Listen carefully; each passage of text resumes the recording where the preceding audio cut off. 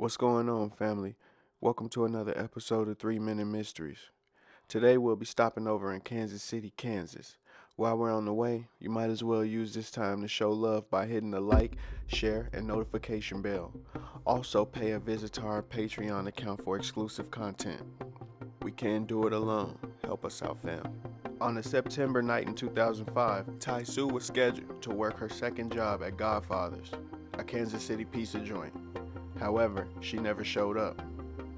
She got caught in the crossfire during an argument, and she died that night.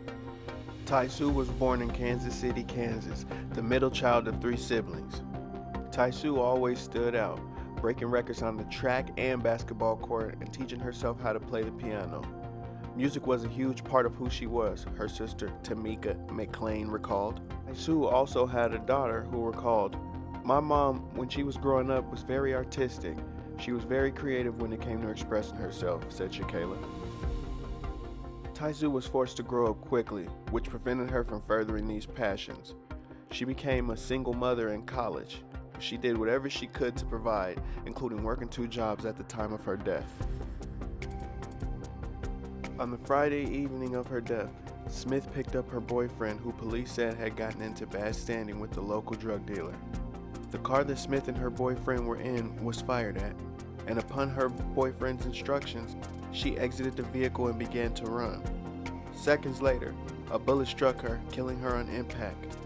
Smith's family had always been extremely stoic, according to McClain, but this unusual fortitude dissipated upon learning of what had happened.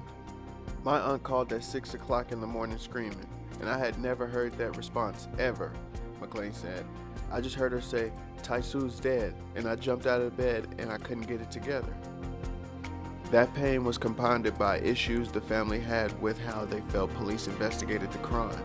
Tyszu was the epitome of a single mom raising Shakayla, doing everything she could. "I can only hope that one day, someday, someone will be courageous enough to come forward. I need to close that part of my life so I can be a better person. To continue my mom's legacy," expressed Shakayla. The family does have a glimmer of hope. Kansas City police recently reviewed the case 17 years later. The family is optimistic that they will get answers.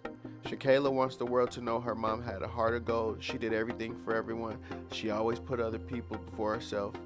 Shakayla remembers growing up, they used to take frequent road trips to the drive-in movie theaters